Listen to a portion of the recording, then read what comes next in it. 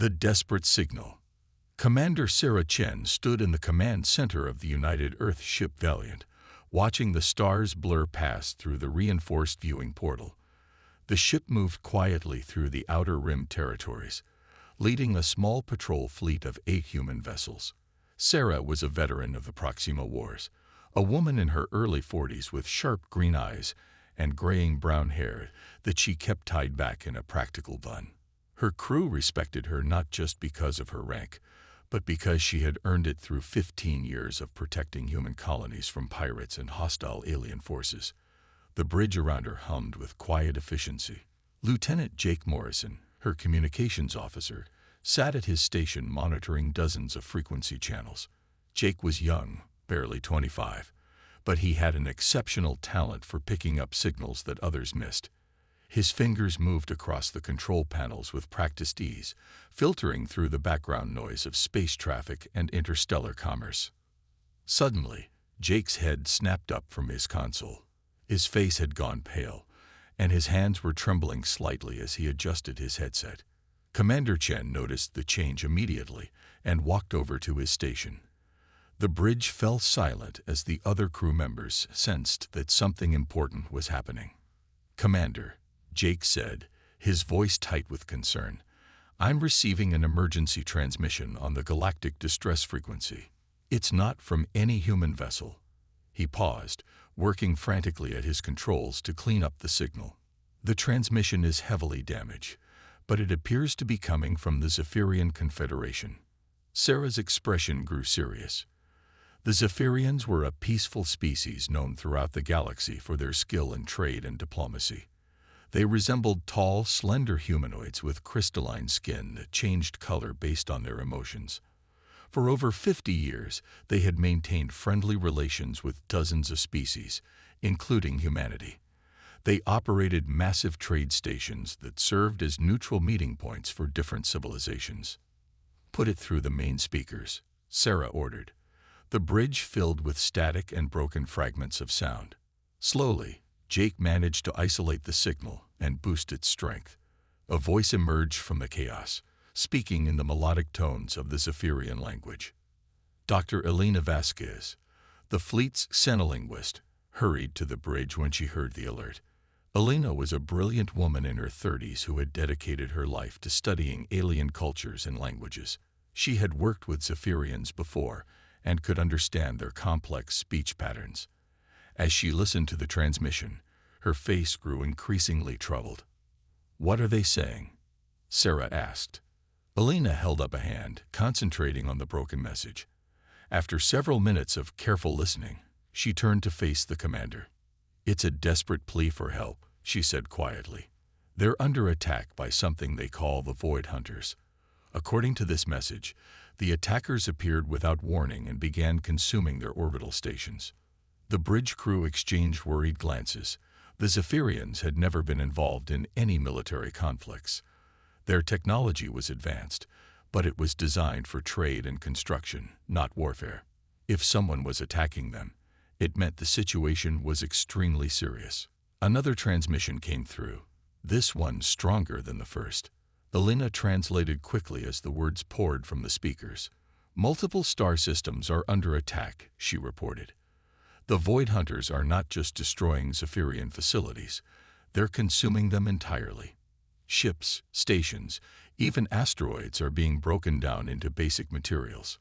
Chief Engineer Marcus Thompson joined the group around the communications console. Marcus was a stocky man with calloused hands and an encyclopedic knowledge of spacecraft systems.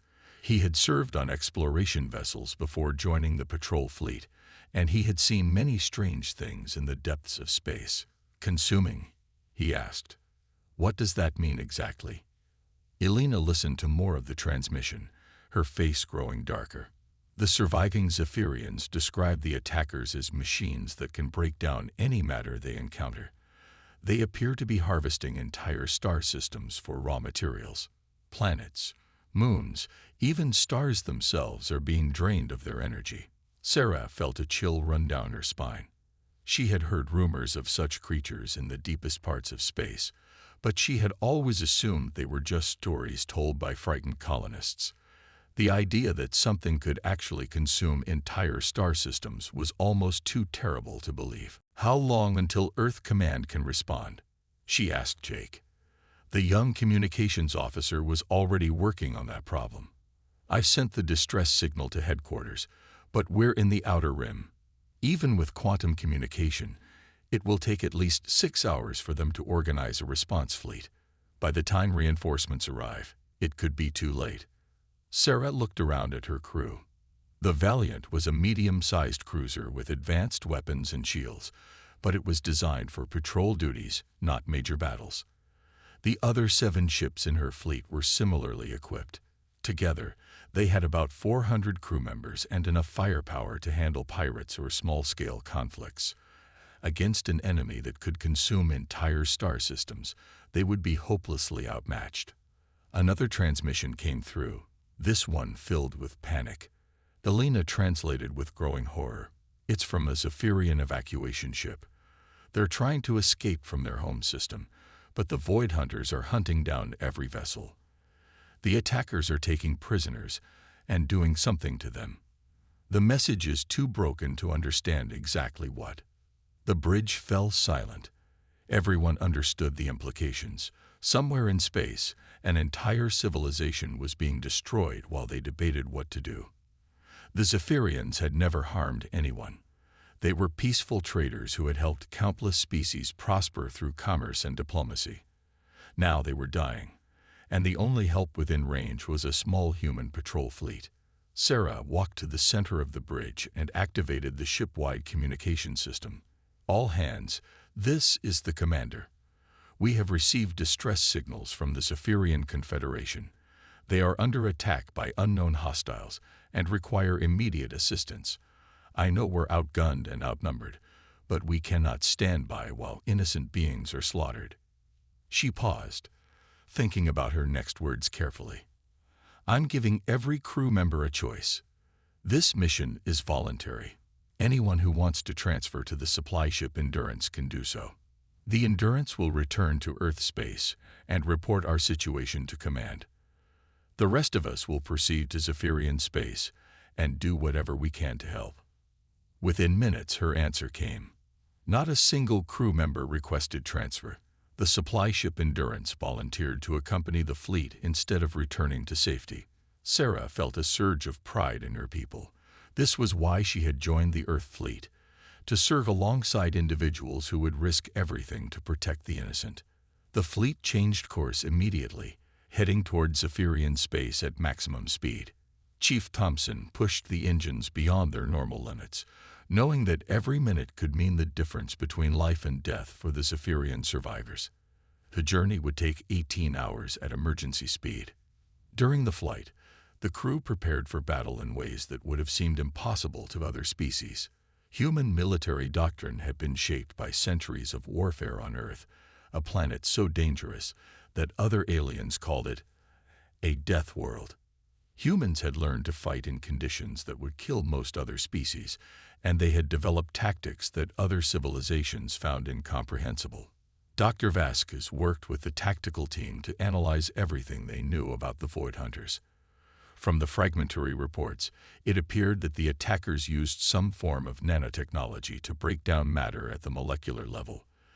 Their ships were described as dark, angular vessels that seemed to absorb light and energy. Lieutenant Commander Rebecca Santos, the fleet's tactical officer, developed attack plans based on human naval history. Rebecca was a graduate of the Mars Naval Academy, where she had studied both historical Earth conflicts and modern space warfare.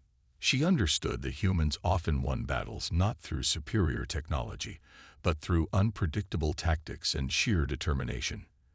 "If these Void Hunters are as advanced as they seem," Rebecca explained during a strategy meeting, "they'll expect us to fight like other civilized species, maintain formation, use long-range weapons, try to minimize casualties. But humans don't fight that way. We adapt, we improvise, and we never give up." As the fleet approached Zephyrian space, more distress signals reached them. Each message was worse than the last. Entire planets were going dark. Trade stations that had operated for centuries were being torn apart. Millions of Zephyrians were dead or missing. The fleet dropped out of hyperspace at the edge of the Zephyrian home system. What they saw made even the veteran crew members gasp in horror. The beautiful crystal cities that had once orbited the blue-green planet were gone. In their place, dark shapes moved through space like mechanical sharks. These were the Void Hunters, and they were even more terrifying than the reports had suggested. Sarah stood on the bridge of the Valiant, looking out at the devastation. 8 human ships against an armada of unknown enemies. The odds were impossible, but that had never stopped humans before. She opened a channel to the entire fleet. "This is Commander Chen. All ships, prepare for combat. Remember, we're not here to win a war. We're here to buy time and save lives. Show these monsters what happens when they threaten the innocent. Show them why they call us Deathworlders." The Deathworld response. The first wave of Void Hunter ships detected the human fleet immediately. 12 angular vessels, each roughly the size of a human destroyer, detached from the larger swarm and moved to intercept. These scouts were sleek and predatory, their hulls seeming to bend light around them in unnatural ways.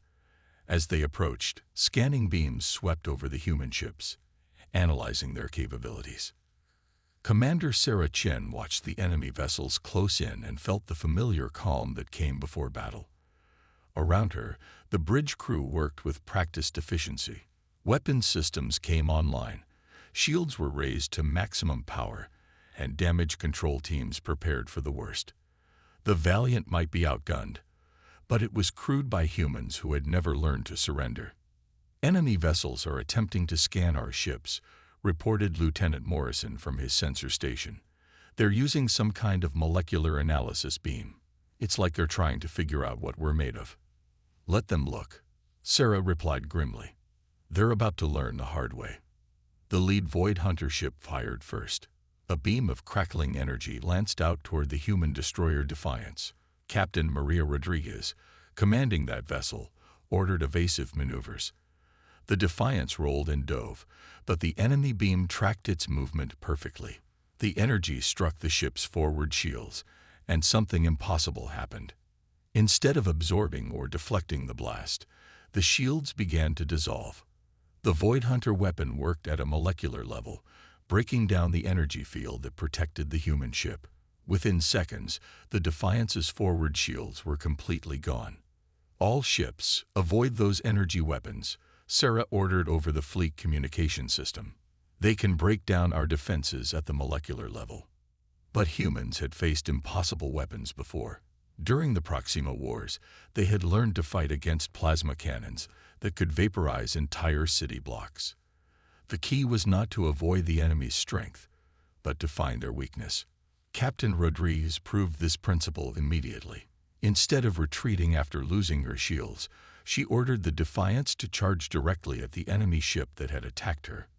"If they want to pick us apart molecule by molecule," she announced to her crew, "let's get close enough to show them some good old-fashioned kinetic warfare." The Defiance accelerated toward the Void Hunter vessel at maximum speed. The enemy ship fired again, its dissolution beam tearing chunks from the human destroyer's hull. But Captain Rodriguez had studied the attack pattern. The Void Hunters expected their enemies to retreat when damaged, not to press the attack. At point-blank range, the Defiance fired every kinetic weapon it had. Tungsten slugs accelerated to tremendous velocity by magnetic rails smashed into the Void Hunter's hull. Unlike energy weapons, these physical projectiles could not be dissolved. They punched through the enemy's armor like bullets through paper. The Void Hunter ship writhed in space as massive holes appeared in its hull. Strange fluids leaked out, and electrical discharges ran across its surface. The vessel was clearly designed to handle energy attacks, but it was vulnerable to simple physical damage. "All ships, switch to kinetic weapons only," Sarah ordered. "Missiles, rail guns, and mass drivers.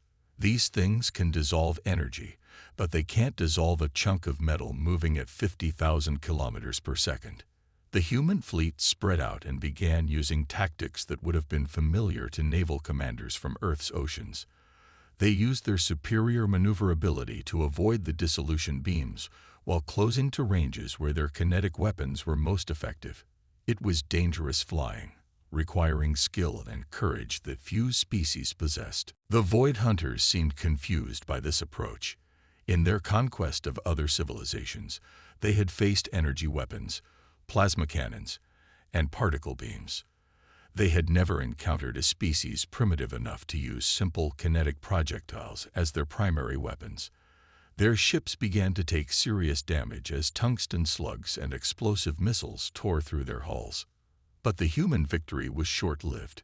From deeper in the system, massive shapes began to move. The Void Hunter motherships were awakening, each one the size of a small moon. These ancient vessels had consumed the matter of 100 star systems, growing larger and more powerful with each conquest. "My God," whispered Dr. Vasquez from her position at the science station. "Those things are enormous. Our entire fleet could fit inside one of them." The nearest mothership began to turn toward the human fleet. As it moved, smaller vessels poured from launching bays along its hull. Hundreds of Void Hunter ships, each more advanced than the scouts the humans had just defeated. Sarah realized that her fleet was facing a force that could consume entire civilizations. But humans had not survived on a death world by giving up when the odds were bad. "All ships, concentrate fire on that mothership," Sarah ordered. "We can't let it fully deploy its forces." The human fleet launched every missile they had at the massive enemy vessel. Nuclear warheads, antimatter torpedoes, and kinetic kill vehicles streaked through space toward their target. The Void Hunter mothership activated defensive systems, dissolution beams sweeping space to destroy the incoming weapons. Most of the missiles were vaporized before they reached their target, but some got through, and when they struck the mothership's hull, the explosions were tremendous. However, the massive vessel barely seemed to notice. Its hull was so thick and its structure so vast that even nuclear weapons could only scratch its surface. The situation seemed hopeless. But then Chief Engineer Thompson made a discovery that changed everything. "Commander," he called from his engineering station, "I've been analyzing the wreckage from the destroyed scout ships. These Void Hunters aren't just machines. They're some kind of hybrid of organic and mechanical components." "What does that mean?" Sarah asked. "It means they might be vulnerable to biological warfare," Thompson replied. "If we can introduce the right kind of virus or toxin into their systems, we might be able to shut them down from the inside." Dr. Vasquez looked up from her xenobiology console. "The medical bay has a supply of Earth pathogens that we use for research. Some of them are specifically designed to attack hybrid organic-mechanical systems. We developed them to fight bioweapons during the Proxima Wars. It was a desperate plan, but it was the only chance they had." The supply ship Endurance still carried its full cargo of medical supplies and research materials. If they could get close enough to the mothership to deploy biological weapons, they might be able to damage its organic components. "Captain Stevens," Sarah called to the commander of the Endurance, "I need you to configure your cargo bays to deploy biological weapons. We're going to make a run at that mothership." Captain David Stevens was an older man who had spent 30 years hauling supplies to frontier colonies. He had never expected to find himself in the middle of a battle, but he didn't hesitate. "Understood, Commander. My crew will have the deployment systems ready in 10 minutes. The plan was insane. The Endurance was a slow, lightly armored supply ship. Getting it close enough to the mothership to deploy biological weapons would require the rest of the fleet to provide cover. Many of them would probably die in the attempt. But that was exactly the kind of plan that humans specialized in. Other species would have calculated the odds and retreated. Humans looked at impossible odds and figured out how to make them work anyway. The fleet formed up around the Endurance and began their attack run. Void Hunter ships swarmed toward them, dissolution beams lancing through space. The human vessels scattered and regrouped, using every evasive maneuver they had learned. Ships took damage, and crew members died, but they kept moving forward. Captain Rodriguez and the damaged Defiance took point, drawing enemy fire away from the Endurance. Her ship was barely holding together, but she pushed it beyond its limits. "This is for every innocent being these monsters have killed," she announced over the communication system. The Defiance exploded in a brilliant flash of light, taking 3 Void Hunter ships with it, but the sacrifice created an opening. The Endurance reached the mothership's hull and deployed its biological weapons. Clouds of engineered pathogens spread across the massive vessel's surface, seeking organic components to attack. At first, nothing seemed to happen. Then, slowly, sections of the mothership began to shut down. The biological weapons were attacking the organic neural networks that controlled the vessel's systems. The Void Hunters had never encountered anything like Earth's bioweapons, and they had no defense against them. The mothership began to drift helplessly as its control systems failed. The smaller Void Hunter ships, cut off from their command vessel, became confused and disorganized. The human fleet pressed their advantage, destroying the remaining enemy vessels with kinetic weapons. When the battle was over, the human fleet was battered but victorious.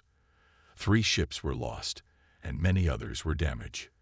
But they had saved the remaining Zephyrian survivors and proven that the Void Hunters could be defeated.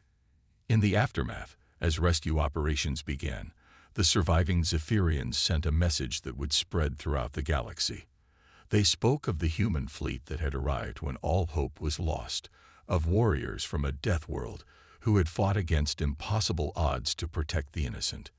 "We have learned today," the message said, "why other species call them Deathworlders. They do not fight like civilized beings. They fight like the predators of their savage world, with cunning and courage that defies all logic. And because of this, they are perhaps the most dangerous allies that peace-loving species could ever ask for." Commander Sarah Chen stood on the bridge of the Valiant, looking out at the rescued Zephyrian ships.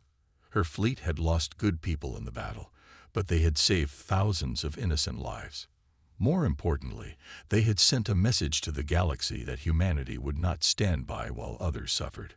Word of the battle would spread quickly through interstellar communication networks. The Void Hunters, thought to be unstoppable, had been defeated by a small human patrol fleet. Other threatened species would know that Earth's Deathworlders were willing to fight for them. Sarah activated the ship's communication system one final time. "This is Commander Chen to all ships. Set course for Earth. We have a report to make and a galaxy to protect." The human fleet turned toward home, leaving behind the wreckage of an enemy that had terrorized the galaxy. They carried with them the gratitude of the Zephyrians and the knowledge that sometimes being from a death world was exactly what the universe needed.